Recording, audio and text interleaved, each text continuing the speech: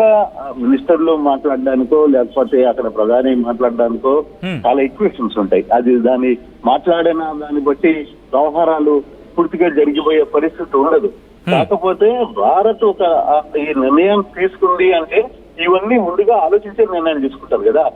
పెద్ద ఈ రెండు దేశాల మధ్య జరుగుతున్న వాటర్ నిలుపుదల అనేది దీని మీద చాలా ఇష్యూస్ జరుగుతాయి. రాబోయే పరిణామాలు ఏ విధంగా ఉంటాయి?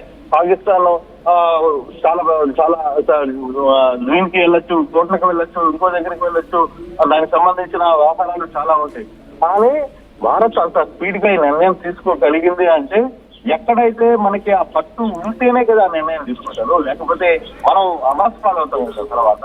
అటువంటి పరిస్థితులే ఉంటాయి. ఇప్పుడు భారత్ ఆ నిర్ణయం తీసుకునింది అంటే చాలా ఆలోచించి దీని వెనకాల ఏమి పరిణామాలు జరగకపోతే ఫర్దర్ గా ఎటువంటి ఒత్తిడి మన మీద వస్తుంది, ఏ దేశాల నుంచి ఒత్తిడి రావచ్చు, తర్వాత ఏమి జరగబోతుంది అనే అంశాలన్నిటి మీద కూడా కొంత చర్చ అయితే జరుగుతుంది. అటువంటి చర్చ జరుగుతున్నప్పుడు దాని గురించి ఆలోచించకుండా భారత్ ఈ నిర్ణయం తీసుకోవాలి. వీటన్నిటినీ ఊహించి ఇవి ఫలాన్ని జరగబోతుంది, ఫలాన్ని వస్తుంది అన్ని కూడా ఊహించి, అంటే మామూలుగా ఒక సైన్యం రెండు దేశాల మధ్య వారు జరుగుతున్నప్పుడు ఒక దేశానికి ఒక వ్యూహం ఉంటుంది, ఇంకో దేశానికి ఇంకొక వ్యూహం ఉంటుంది. ఆ వ్యూహాన్ని ఎవరికి వాళ్ళు చాలా పక్క ప్రణాళికతోనే అమలు చేస్తారు. బేసిక్ గా ఎవరు యుద్ధాన్ని అంటే నేరుగా వెళ్ళిపోయి నువ్వు కాల్చు నేను కాల్చుకుంటే అనేది ఉండదు. అట్లా జరగదు యుద్ధం అనేది.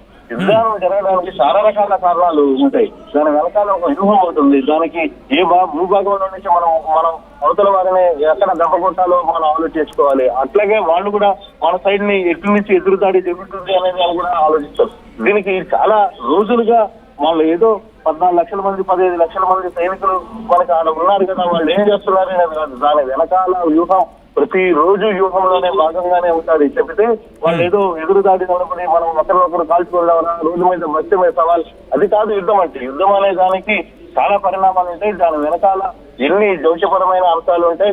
దానికి సంబంధించి ఎన్ని దేశాలతో, ఎన్ని ప్రపంచ దేశాలతో మన ఒప్పందాలు ఉంటాయి. వాటిని మాట్లాడుకోవాలి. దానికి సంబంధించిన వ్యవహారాలన్నీ కూడా చూడాలి. ఇంకా హిందూ జనాల వ్యవహారం మీద సరే ఇప్పుడు కానీ జరుగుతున్న విషయాలు మనం పర్టికులర్ గా చూస్తుంటే హిందూ జనాలకు సంబంధించిన వ్యవహారంలో భారత్ తీసుకున్న నిర్ణయం ఆశామచ్చిగా తీసుకున్న నిర్ణయం కాదు. ఇది దీని వెనకాల చాలా లోతుగా ఆలోచించాల్సిన పరిస్థితి ఉంది. దీని వెనకాల చాలా లోతుగా ఆలోచించి నిర్ణయం తీసుకున్నారు. కాబట్టి ఇప్పటికిప్పుడు భారత్ తో పాకిస్తాన్ లేఖ రాసింది కదా, కోరిలే అని చెప్పి సీజ్ ఫైర్ లో మనం అడుగు వెనకేసాం కదా అని చెప్పి వీళ్ళని వదిలేద్దాం అనుకునే ప్రసక్తిలో అయితే భారత్ లేదు అనేది చాలా స్పష్టంగా అర్థమవుతుంది.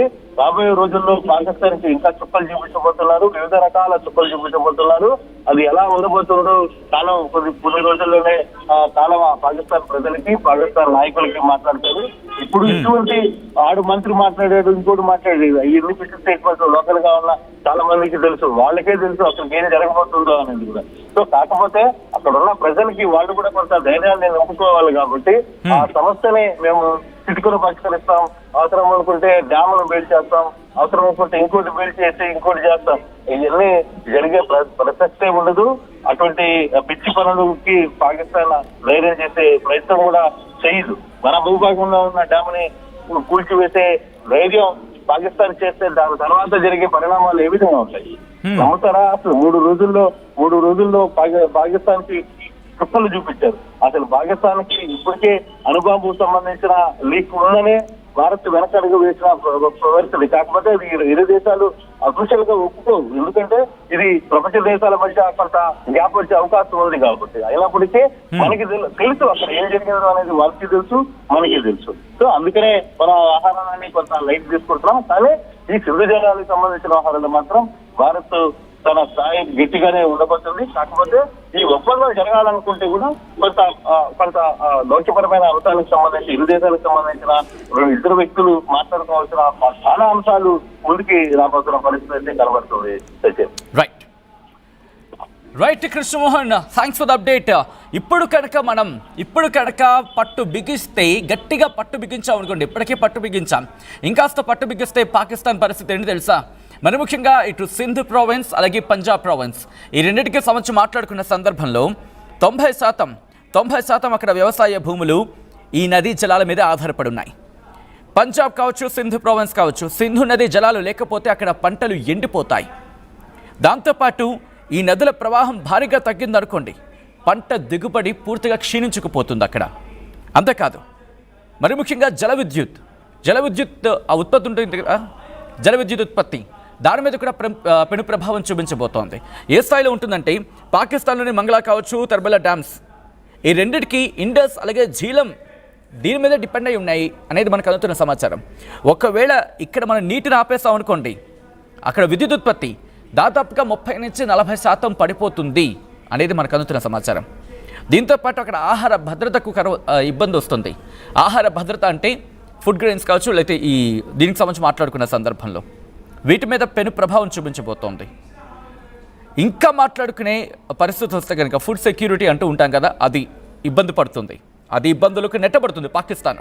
ద్రవ్యోల్బణం అంటే రేట్లు పెరిగిపోతాయి, పరిశ్రమల మీద తీవ్రమైన ప్రభావం ఉంటుంది. ఇప్పటికే చమురు శుద్ధి కర్మాగారాలు అంటూ ఉంటాం కదా, ఆయిల్ రిఫైనరీస్, వాటికి నీళ్లు లేక ఆ ప్రొడక్ట్ అంటే బయటకు వచ్చే ప్రొడక్ట్స్ ఉంటూ ఉంటాయి కదా, అవి నిలిచిపోయాయి. ఆయిల్ రిఫైనరీస్, చమురు శుద్ధి కర్మాగారాలకు తీవ్రమైన ఇబ్బంది ఎదుర్కొంటోంది ప్రస్తుతం పాకిస్తాన్. అవి ఎటువంటివి తెలుసా, మళ్ళీ మన మీద ప్రయోగించాలనుకుంటున్నారే ఈ యుద్ధ విమానాలు, వాటికి వెళ్ళే ఫ్యూయల్. సో అనేక కారణాలు ఉన్నాయి పాకిస్తాన్ ఈరోజు మనని వేడుకోవడానికి. కాపాడండి బాబోయ్ అంటోంది. ఏం పాకిస్తాన్ మర్చిపోయావా? ఏం పనికి మళ్ళీ వెళ్ళారా? మర్చిపోయారా? మీరే కదరా మా మీద దాడికి దిగింది, మీరే కదా 3 రోజుల పాటు ఏదో చేసేస్తాం, పీకేస్తాం, పొడి చేస్తాం డైలాగ్ లేస్తుంది.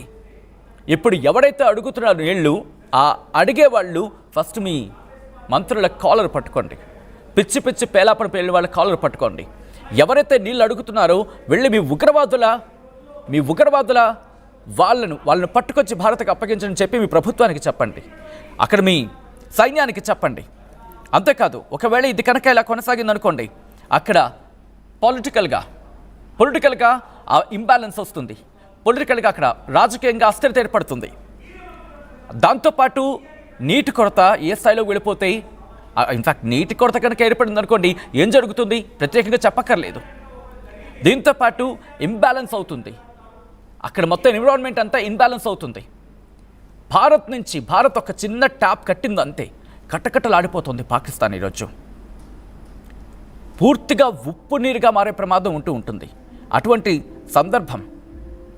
అయితే దీని మీద ఒకటే చర్చ జరుగుతోంది. పాకిస్తాన్కు భారత్ నీళ్లు ఇస్తుందా? ఒకటే మాట చెప్పుకొచ్చారు ప్రధాని నరేంద్ర మోదీ. నీళ్లు రక్తం ఒకచోట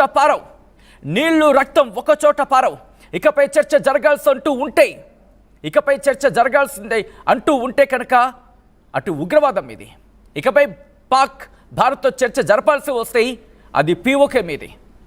ఒకవేళ పాకిస్తాన్ ఈరోజు కనుక ఏమైనా నిర్ణయం తీసుకోవాలనుకుంటే నీ ఉగ్రవాదుని పూర్తిగా నిలిపేసిన రోజు, నీ ఉగ్రవాదానికి పూర్తిగా మద్దతు ఇవ్వడం మానేసిన రోజు, అప్పుడు ఆలోచించిస్తుంది భారత్. అంటే మరి నీవి దొంగ నాటకాలు నిజమైన మార్పు తెలియాలి కదా. ప్రస్తుతానికైతే నమ్మే అవకాశం అవసరం రెండూ లేవు భారత్కి. ప్రస్తుతం ఇప్పటికీ పెను ప్రభావం ఎదుర్కొంటోంది. సింధు నది జలాలు నిలిపివేతకు సంబంధించి కటకటలాడిపోతోంది. ఎలా ఆపుతుందో చూస్తాం. మాకేం ఇబ్బంది లేదు, మా దగ్గర కావాల్సిన నీళ్లున్నాయి. ఎక్కడున్నాయో ఆ సదరు పాక్ మంత్రి తరారే చెప్పాలి. బహుశా తన ఇంటి ట్యాంకర్ల పైన ఏమైనా దాచాడేమో. ఇటు పాకిస్తాన్ ప్రజలందరూ వెళ్ళి అతగాడిని అడగండి, తన ఇంటిపైన ఏమైనా ట్యాంక్ ఉందో, ఏమైనా డ్యామ్ కట్టాడేమో. ఎటువంటి ప్రగల్భాలు పలుకుతున్నారు ఇటు అంతర్జాతీయ ప్లాట్ఫామ్ మీద, అక్కడేమో ప్రగల్భాలు పలుకుతారు. మీ తోక బ్యాచ్ ఏమో సోషల్ మీడియాలో మీరు అనుకున్న వర్షన్ని ప్రమోట్ చేస్తూ ఉంటుంది.